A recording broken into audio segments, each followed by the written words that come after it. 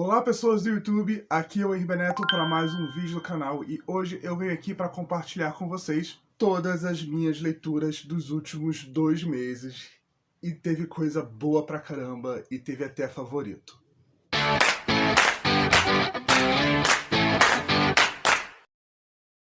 Enfim, tanto no mês de agosto quanto no mês de setembro eu consegui realizar 10 leituras, o que foi muito mais do que eu estava esperando, porque no meio do caminho nós tivemos uma Bienal. E é engraçado porque durante a Bienal a gente acaba respirando livros, mas de fato a gente não consegue ler. Mesmo assim, eu fiz ótimas leituras nos últimos 2 meses, como falei pra vocês, teve até favorito.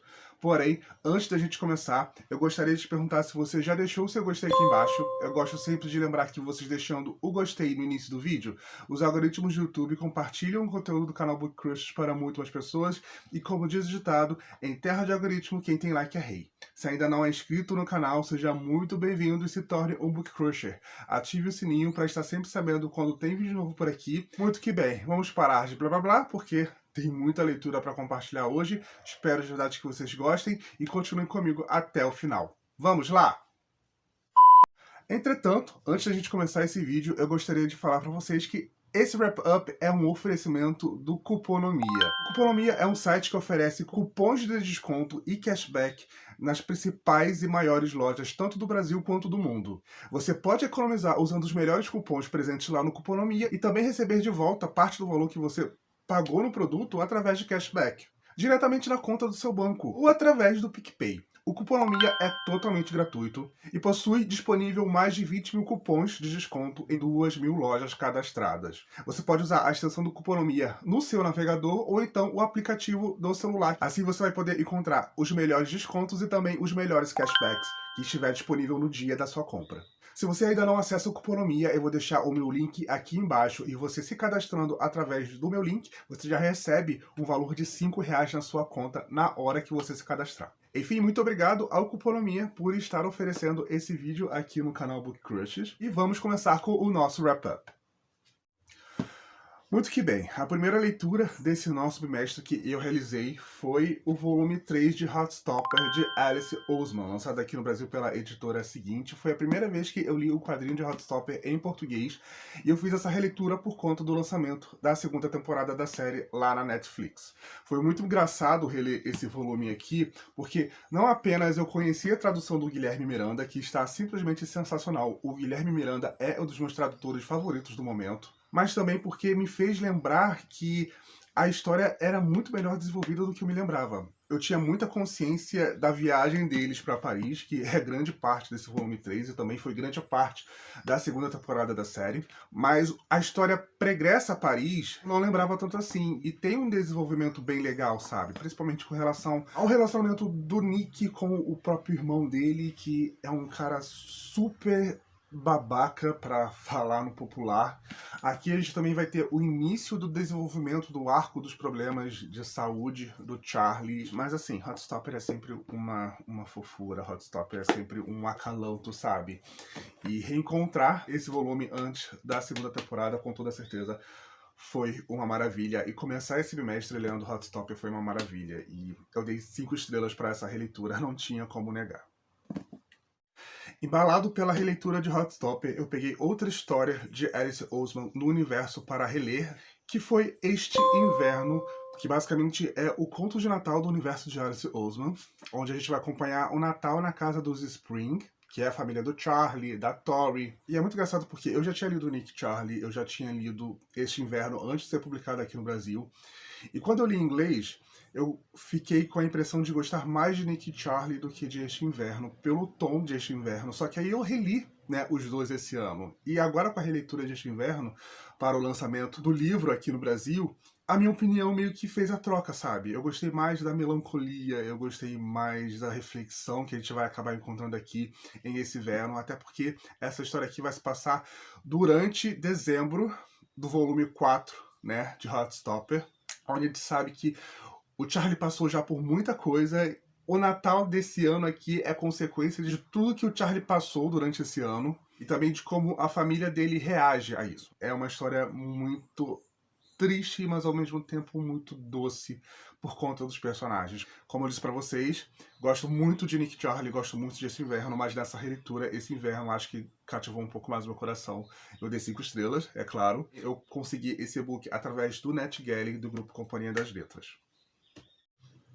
Depois deste inverno, eu também peguei uma leitura no meu Kindle, através do Kindle Unlimited, que foi 65 horas, da N.R. Walker, que vai ser essa história que se vende como Enemies to Lovers, mas na verdade eu acho que é muito mais um romance de escritório do que o Enemies to Lovers, onde nós vamos ter esses dois publicitários, um que é novo na empresa, ele está há apenas 6 meses, o outro que é filho do dono dessa agência de marketing, dessa agência de publicidade, que vão ser obrigados a trabalharem juntos durante um final de semana. Eles não possuem muito contato um com o outro, porque eles meio que se veem competindo pela mesma posição.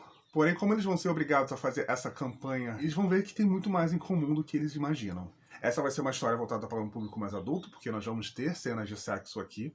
E como falei para vocês, apesar da história se vender como um Enemies to Lovers, eu achei que foi muito mais um romance de escritório do que um Inimigos para Amantes, até porque os dois são bem maduros com relação a como um enxerga o outro, sabe? E o único porém com relação a 65 horas, além do fato dele se vender meio errado, é que, como eu falei pra vocês, eles vão fazer uma campanha de uma marca de preservativos e isso vai ser a abertura da N.R. Walker a falar sobre HIV, a falar sobre AIDS.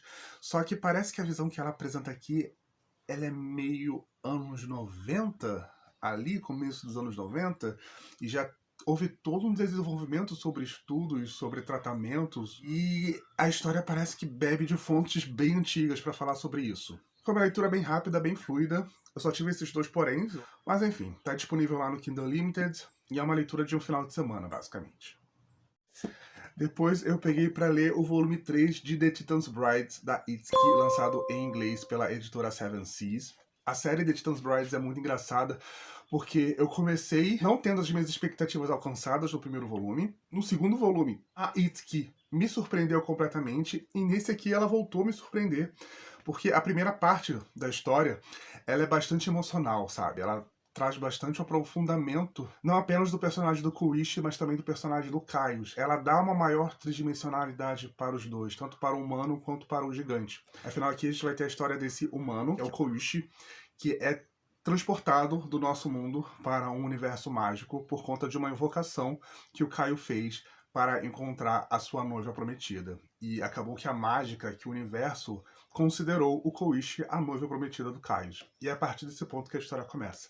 Eles tendo que lidar com esse relacionamento meio que sobrenatural que recai sobre eles, né? O Caius, ele tá totalmente nisso, mas o Koichi, ele precisa do seu tempo. E nesse aqui tem todo um lado bem bonito e até meio romântico também sobre os dois, apesar de ser uma história boys love mais 18, que vai ter cenas de pegação com toda certeza, como a gente sabe.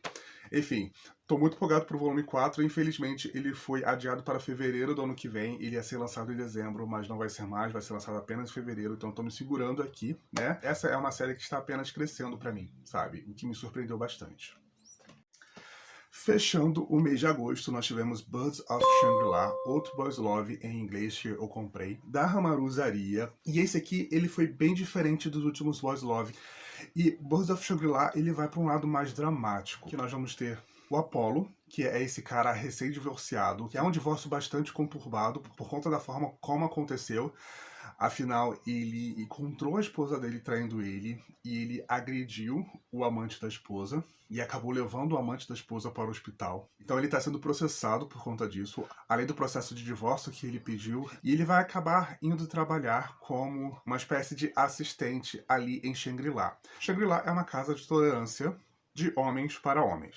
E os assistentes, eles basicamente são uma espécie de acompanhantes dos pássaros de Shangri-La, que são, né, os trabalhadores diretos dessa casa de tolerância. E o dono de Shangri-La vai acabar realocando, né, o Apollo para o Fi, que é esse personagem aqui, que é basicamente a grande estrela de Shangri-La, por assim dizer.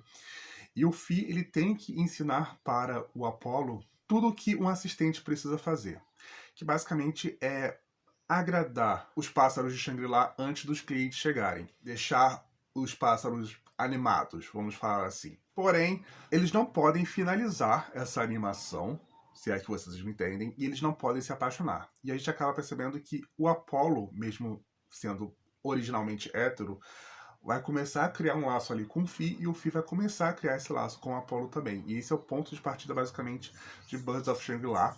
Como eu falei pra vocês, é uma história que vai muito mais pelo lado dramático do que do humor, da comédia dos outros boys love que eu tenho lido ultimamente. Isso me surpreendeu bastante, eu gostei muito do traço de Hamaru Zaria, é um traço muito bonito, com toda certeza. É uma história que leva o seu tempo para se desenvolver, o que eu gostei bastante também, até porque ele é bem grossinho.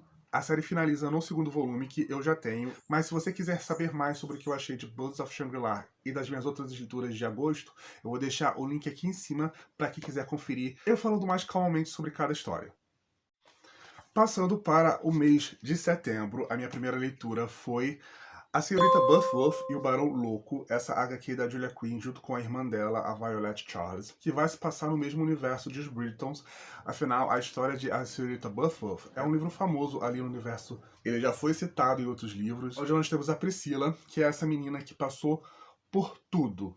Tudo que a vida poderia dar de errado para ela, a vida deu. Mas ali, na sua fase adulta, ela acaba sendo contratada para ser dama de companhia da avó do Barão Savagewood, que tem uma fama meio ruim ali por conta da forma como a antiga noiva dele faleceu, e esse é o ponto de partida da história. Enfim, é muito divertido, é uma história muito galhofada, ele tem um humor bastante americano, como eu falei pra vocês no nosso último vlog. É uma leitura para se fazer em uma sentada, em um final de semana, para não se levar a sério, porque a gente percebe que as autoras não estão levando essa HQ tão a sério assim. Enfim, gostei de verdade, comprei na Bienal, já fiz a leitura e recomendo para você que quer ler uma comédia romântica. Logo em seguida, eu peguei outro livro da Bienal para ler, que foi O Viralizou, escrito pelo Juan Julián, em parceria com o Igor Verde, lançado pela editora Galera. É o lançamento mais recente do Juan Julián e que eu acabei ganhando da minha amiga Natália. Essa vai ser uma história de um apocalipse zumbi que vai começar no Rio de Janeiro, e onde a gente vai ver pelo ponto de vista da Thalita Bumbum, que é essa funkeira popstar, do maior jornalista de celebridade do país, que é o Peu Madruga. Eles eram amigos de infância, mas acabaram brigando por um determinado motivo. Eles vão ser obrigados a serem parceiros de sobrevivência durante o apocalipse. Enfim, é uma história muito, muito, muito divertida. É uma história muito ácida. Tem o toque de humor do Juan Julián aqui, com toda certeza. Tem uma parte bastante crítica. Eu só não dei 5 estrelas para esse livro por conta de 2 motivos. O epílogo, que eu achei muito inchado, poderia ter sido desmembrado, com o perdão do trocadilho. E também por conta do passado da Thalita e do Peu Madruga como amigos. Algumas informações meio que não conseguem se encaixar muito, e eu percebi que isso foi por conta de ser um livro escrito em 4 mãos, né? Mas eu dei 4 estrelas para Viralizou, com toda certeza. É uma leitura muito fluida. Eu fiz essa leitura em um dia. Todo o toque ácido que a gente acaba encontrando em Querido Ex, Maldito Ex, a gente vai encontrar em Viralizou também. Isso, com toda certeza, foi sensacional. Depois eu peguei para ler no Kindle Unlimited O Segredo do Celeiro, de F. Fortunato, que é essa história que vai ali pelo caminho do age gap. Afinal, um dos protagonistas ele tem 25 anos e o outro protagonista ele tem por volta dos seus 48, 50 anos. E o mais novo, ele na verdade mora no Rio de Janeiro, ele mora com a mãe, porém ele vai passar as férias com o pai dele nesse sítio em Goiás. Então tem toda essa questão de garoto da cidade no interior, tem todo esse choque de realidade e de vivências muito distintas, afinal ele não cresceu na fazenda. Daí o pai do protagonista, ele pede ajuda do melhor amigo dele, que é vizinho de sítio dele, para ajudar o filho ali com os afazeres da fazenda. E é nessa ajuda, né, que o protagonista vai ter do melhor amigo do pai, que vai rolar esse interesse mútuo entre os dois, né? E esse é o ponto de partida de O Segredo do Celeiro. Enfim, é uma leitura bem fácil, é uma leitura bem fluida, até porque a narrativa é bem simples, é narrado pelo ponto de vista dos 2 personagens, só que eu senti falta de um desenvolvimento maior, sabe? É uma novela, só que tudo acontece numa velocidade 5, e isso não me permitiu me apegar tanto à história quanto eu queria. Dei 3 estrelas, o que é uma nota positiva e tem disponível no Kindle Unlimited. Daí, a minha penúltima leitura foi outro livro que eu comprei na Bienal. Eu tô falando de Visão Noturna, do Franklin Teixeira, lançado aqui no Brasil pela editora Intrínseca.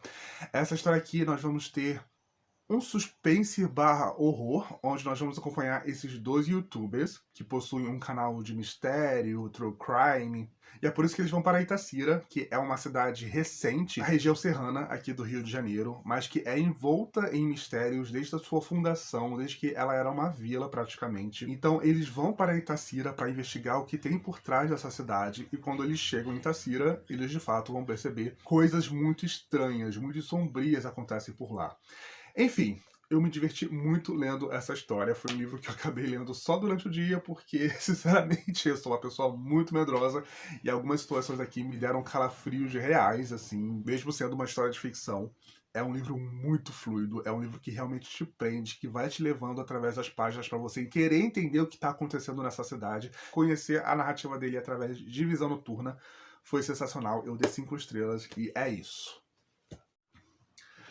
Então, eis que eu fecho esse bimestre da melhor forma possível, com um livro 5 estrelas e favorito. Eu tô falando de Além da Porta Sussurrante, do TJ Clan, lançado pela editora Morro Branco aqui no Brasil. E ele conseguiu se superar nesse livro aqui. Nessa história aqui a gente vai conhecer o Wallace, que é esse advogado super horrível, e de uma hora para outra ele acaba falecendo, ele acaba tendo um ataque cardíaco. E ele é buscado no velório dele pela May, que é essa ceifadora, que leva, né, as pessoas que acabaram de falecer para o seu ponto de transição, para o além, por assim dizer. E o ponto de transição do Wallace vai ser nessa casa de chá chamado Travessia de Caronte, cuidada pelo Hugo, que além de proprietário dessa casa de chá, ele também é o responsável pela porta sussurrante que vai levar o Wallace para o outro lado. Porém, no universo do TJ Clan, os fantasmas eles precisam de um tempo para se adaptarem à nova realidade, sabe? Isso pode acontecer em um dia, isso pode acontecer durante uma semana, isso pode acontecer durante um mês. E é esse período, o Wallace vai passar nessa casa de chá que a gente vai acompanhar o personagem e como eles vão acabar se transformando em uma família meio que sem querer, sabe? E sério, gente. Que coisa linda, que coisa doce, que coisa melancólica que é esse livro, sabe? Ele vai falar bastante sobre morte, sobre luto, sobre dor, sobre perda, sobre seguir em frente. Antes de eu perceber, eu já estava completamente apaixonado por esse grupo. Eu já estava completamente apaixonado por essa família, sabe? E não poderia fechar esse bimestre de forma melhor. Enfim, pessoas, essas foram todas as minhas leituras dos últimos 2 meses.